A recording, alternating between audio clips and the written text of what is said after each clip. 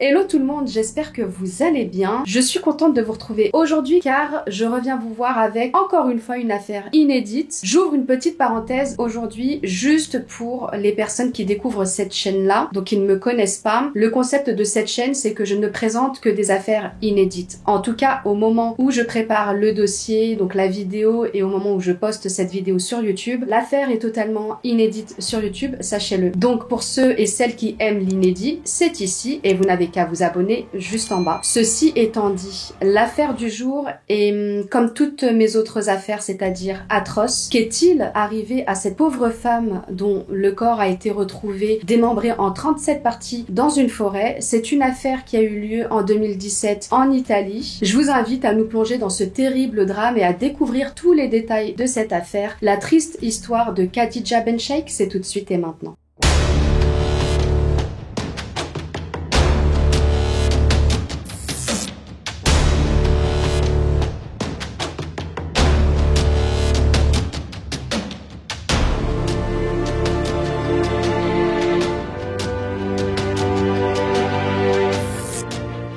Voici Khadija Bencheikh, elle est née en 1971 au Maroc, elle est âgée de 46 ans au moment des faits. Nous savons qu'elle vit en Italie depuis 20 ans, mais elle a sa famille encore au Maroc de qui elle est très proche. Alors des professions, elle en a eu plusieurs, mais au moment du drame, on sait qu'elle est femme de ménage et aide-soignante. D'ailleurs, ces employeurs qui se sont exprimés sur cette affaire, ils ont déclaré que Khadija était une excellente employée. Ils ont précisé qu'elle était toujours très impliquée et appliquée dans ses tâches. Alors nous savons que Khadija a été mariée dans le passé, alors on ne sait pas combien de temps a duré le mariage, mais on sait qu'au moment des faits, elle n'est plus avec son mari depuis un moment. Les enquêteurs qui interrogeront à un moment donné au cours de l'enquête l'ex-mari de Khadija, ils découvriront qu'il a quitté à un moment donné l'Italie pour aller habiter donc certainement au Maroc parce qu'il est d'origine marocaine et qu'il est revenu par la suite en Italie. Et ils verront aussi dans le dossier que Khadija a habité avec son ex-mari pendant 9 ans à Via Ippolito Nievo à Valdonega. Apparemment, c'était une relation assez tourmentée, pas très épanouissante. Donc,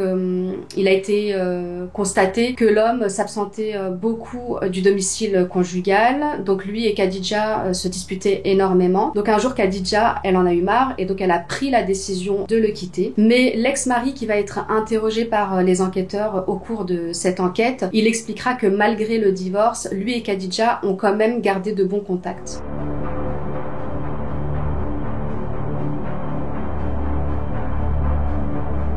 Khadija, qui est divorcée et enfin libre, elle reprend sa vie en main tout doucement. C'est alors qu'elle rencontre Hajim Hajdinaj, un Albanais âgé de 51 ans au moment des faits. Il est ingénieur pétrolier. Alors ils se fréquentent quelque temps tous les deux avant de décider d'habiter ensemble dans un appartement situé au premier étage d'un immeuble au stade à Piazzale Olympia près du marché Migros. Alors on sait qu'au départ, la relation, Khadija, elle veut qu'elle reste secrète, donc elle ne veut pas que ça se sache. Elle en parle quand même à Hajim, mais elle décide qu'ils se présenteront comme des amis dans un premier temps. Alors on découvre assez vite que Khadija, elle est très impliquée dans cette relation, elle en fait vraiment beaucoup, elle s'occupe énormément de Hajim et de la maison, mais à un moment donné, à force de trop en faire, la relation commence un petit peu à s'essouffler. Khadija, elle commence un petit peu à en avoir marre, elle se sent plus très épanouie dans cette relation, et elle se confiera à quelques amis, quelques proches, elle dira même que cette relation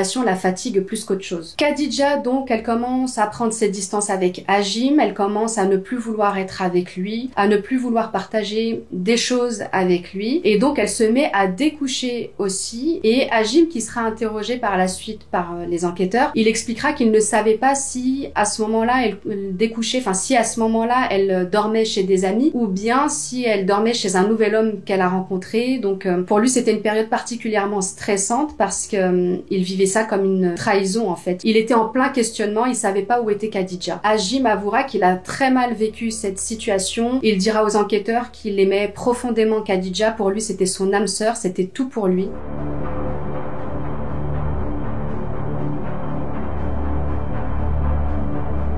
Le 30 décembre 2017, la police est alertée dans l'après-midi par une passante de la présence de plusieurs sacs poubelles dans un champ à Gardoni, à Valleggio sul Mincio, une commune de la province de Vérone. La passante du nom de Cynthia Zara, qui est une serveuse du coin, elle va expliquer aux enquêteurs qu'elle a un enclos avec son cheval dans un champ à Gardoni, et en allant pour s'occuper de son cheval qui s'appelle Pampero comme elle a l'habitude de faire, elle va leur expliquer qu'il était ce jour-là particulièrement nerveux. Donc elle se dit que c'est pas normal et elle essaie de comprendre pourquoi. Elle regarde un petit peu autour d'elle et c'est là qu'elle remarque la présence de quelques sacs poubelles un peu plus loin. Donc elle décide de s'approcher un peu plus et elle dira qu'elle a remarqué une chevelure brune et un avant-bras qui sortaient d'un sac poubelle. Donc sur le moment, elle s'imagine pas qu'il s'agit d'un cadavre évidemment. Elle se dit que c'est simplement un mannequin ou bien un déguisement d'Halloween qui a été jeté là. Et elle s'approche encore un peu pour en être sûre et c'est là qu'elle voit qu'il s'agit d'un cadavre féminin. Là, elle prend peur, elle est paniquée, elle est traumatisée. C'est à ce moment-là qu'elle décide d'appeler les enquêteurs. Les enquêteurs et la police scientifique arrivent sur place pour prélever les premiers indices. Une douzaine de sacs poubelles contenant les parties de corps de Khadija ont été retrouvés dans ce champ. La tête et les membres ont été découpés. La victime, apparemment, elle portait des sous-vêtements et les enquêteurs ont remarqué que les parties de corps formaient comme une sorte de demi-cercle, comme si un rituel avait été appliqué. Le 2 janvier 2018, les empreintes digitales qui ont été prélevées sur la victime vont confirmer aux enquêteurs qu'il s'agit d'une femme du nom de Khadija Ben Sheikh, ce qui permettra de faire évoluer rapidement l'enquête.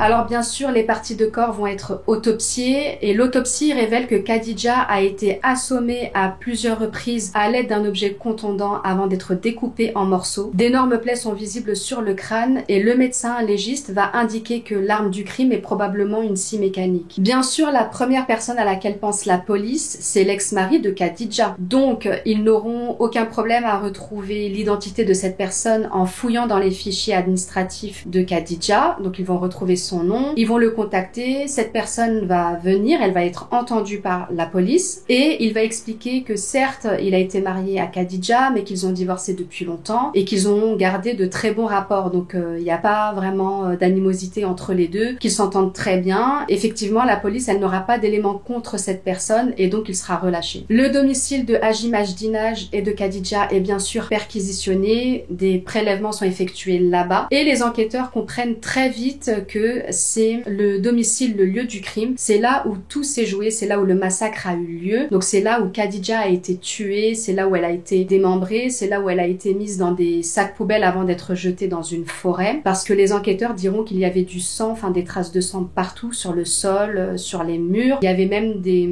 traces de sang qui ont été comme mal nettoyées, mal lavées. Et ils diront aussi que dans le parking qui appartient au couple, il y a aussi beaucoup de traces de sang. Il faudra seulement 5 jours aux enquêteurs pour remonter jusqu'aux principaux suspects. Ils diront d'ailleurs qu'ils ont travaillé jour et nuit sur ce dossier. Ils ont travaillé même le jour de l'an alors qu'habituellement ils travaillent pas pour faire toute la lumière dans cette affaire. Et très vite, les enquêteurs retrouvent le compagnon de Khadija, donc Hajim Ajdinaj. Et le 5 janvier 2018, Hajim Ajdinaj est donc arrêté pour être interrogé. Les policiers sont assez surpris de l'état de santé du suspect parce qu'il leur semble fragile et frêle. Donc apparemment, Hajim Ajdinaj serait atteint de la maladie de Parkinson depuis à peu près 1 an. Donc ils interrogent malgré tout Hajim Ajdinaj et à leur grande surprise, très vite, il reconnaît le meurtre. Il leur dit que c'est lui qui a tué Khadija, c'est lui qui l'a démembrée. Mais bon, la police, elle est quand même assez perplexe. Elle se dit qu'il est quand même assez fragile pour avoir commis ce meurtre tout seul. Donc très vite, ils se disent qu'ils vont devoir aller chercher d'autres suspects parce que selon la police, c'est pas possible qu'il ait agi tout seul. Le 9 janvier 2018, une conférence de presse est tenue pour annoncer la détention provisoire de Hajim Ajdinaj qui a reconnu le meurtre de Khadija Ben Sheikh. En février 2018, les enquêteurs mettent la main sur un autre suspect. Il s'agit de Vezir Ajdinaj, âgé de 54 ans et qui n'est autre que le frère de Hajim. Vezir, lui, est suspecté d'avoir participé au démembrement du corps de Khadija, d'avoir mis les parties de corps dans les sacs et d'avoir transporté les sacs jusque la forêt. Sauf que quand il est interrogé par la police, Vézir, bien sûr, il nie avoir participé au démembrement du cadavre. Il affirmera simplement avoir transporté les sacs jusque la forêt. Les suspects ne s'arrêtent pas à là car les enquêteurs, au fil des investigations, vont découvrir un troisième suspect. Il s'agit du neveu de Hajim, qui est âgé de 27 ans et qui aurait peut-être participé au meurtre sordide. Alors le neveu s'appelle Lisand Ruzdija, il est étudiant à l'université de Rome, il étudie les mathématiques et il est lui suspecté d'avoir caché le cadavre. Sur les images de vidéosurveillance que la police va récupérer, le chef de la police qui s'appelle Ettore Bramato va déclarer que plusieurs éléments les orientent vers les suspects. Alors sur certaines images qui filment le hall de l'immeuble où le couple vit, on y voit Khadija sortir le 29 décembre au matin, puis on la voit revenir plus tard dans l'après-midi. Elle porte donc elle a des sacs avec elle et elle porte aussi un sac de sport qui sont identiques à ceux qui ont été retrouvés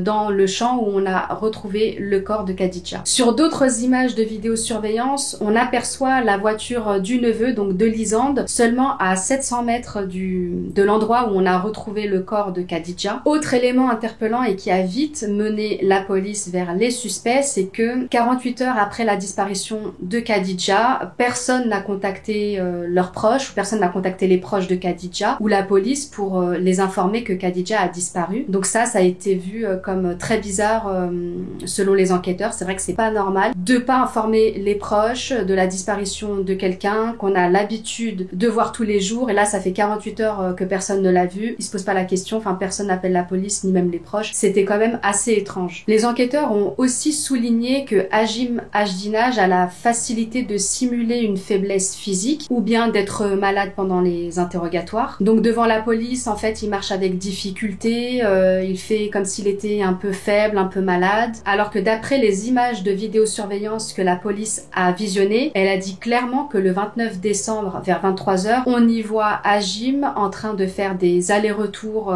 entre l'immeuble et la voiture de Lisande. On le voit marcher tout à fait normalement, on le voit même porter les gros sacs poubelles contenant le corps de Khadija qui sont donc assez lourds. Mais suite aux interrogatoires menés, Hajim va clairement disculper son neveu, il va expliquer à la police que son neveu n'a rien à voir dans ce crime, qu'il n'a pas participé au meurtre, qu'il a tout fait tout seul, donc il a tué, démembré Khadija tout seul. Et en effet, la police et la justice n'arriveront pas à lier Lisande au meurtre et donc il ne sera pas inculpé pour ce crime. Hajim, pour minimiser son geste, il va dénigrer sa compagne. En fait, il va déclarer à la police que Khadija était une femme instable, qu'elle était impatiente, qu'elle découchait souvent, qu'elle quittait souvent la maison sans raison. Il va reconnaître que sur la fin, lui et Khadija ne s'entendaient plus et qu'ils se disputaient souvent. Mais tout ce qu'il avance est en fait contraire aux déclarations qui ont été faites par les proches de Khadija, qui vont décrire plutôt une femme gentille, une femme serviable, une femme disponible pour les autres. Apparemment, elle avait même demandé à son employeur de pouvoir travailler les 30 et 31 décembre, justement pour pouvoir aider son compagnon qui n'avait pas d'emploi stable à ce moment-là et pour pouvoir subvenir aux frais de la maison. Alors les proches de Khadija qui vont apprendre la triste nouvelle, ils n'ont plus d'espoir. Ils vont affirmer que Khadija avait peur de Hajim. En fait, elle s'était confiée à ses frères pour dire qu'elle craignait pour sa vie et apparemment elle envisageait de retourner même vivre au Maroc. Et il a aussi été révélé que Hajim a toujours refusé de rencontrer les frères de Khadija. Donc en fait, ils ne se connaissent pas du tout.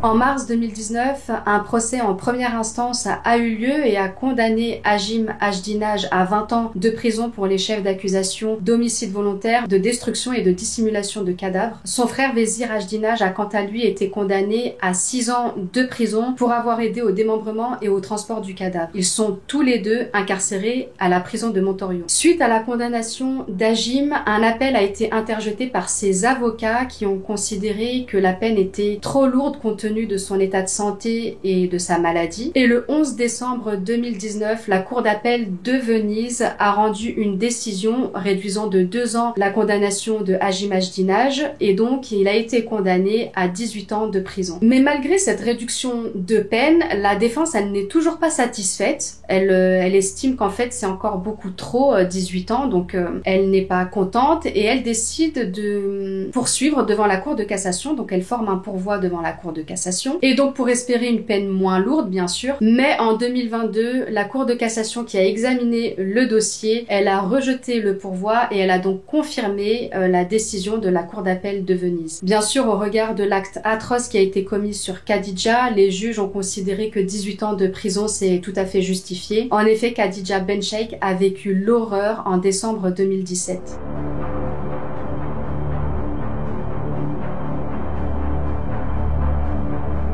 Dans la soirée du 29 décembre 2017, dans l'appartement du 54 de la Piazzale Olympia, Khadija a été frappée par Hajim à plusieurs reprises et de manière barbare sur la tête et la poitrine à l'aide d'un attendrisseur à viande qui a provoqué sa mort. Elle a ensuite été démembrée en 37 parties, mise dans des sacs poubelles et transportée et jetée dans un champ. Et il a été aussi noté au dossier de procédure qu'apparemment quelques parties de son corps auraient été données à manger aux cochons et aux sangliers. Et tout ça pour le seul motif que Khadija voulait quitter Hajim. Les magistrats ont bien sûr défini l'acte comme un crime odieux et brutal. Ils diront que la scène de crime était une vraie boucherie. Et donc bien sûr, ils ont estimé que l'accusé ne pouvait prétendre à une peine plus courte. Hajim a également été condamné à payer 270 000 € de dommages et intérêts à la famille de Khadija. Quant à Vezir Hajdinaj, a lui été condamné à payer 55 000 € à la famille de Khadija. Malheureusement, les réquisitions du procureur Raphaël Ferraro, qui demandait la réclusion criminelle à perpétuité, n'ont pas été suivies. D'après une information que j'ai recueillie, j'ai pas retrouvé cette information dans d'autres articles, mais je l'ai lu dans un seul article. Apparemment, Hajim Hajdinaj aurait été libéré de prison, et donc il aurait été libéré en raison de son état de santé. Donc je vous le rappelle,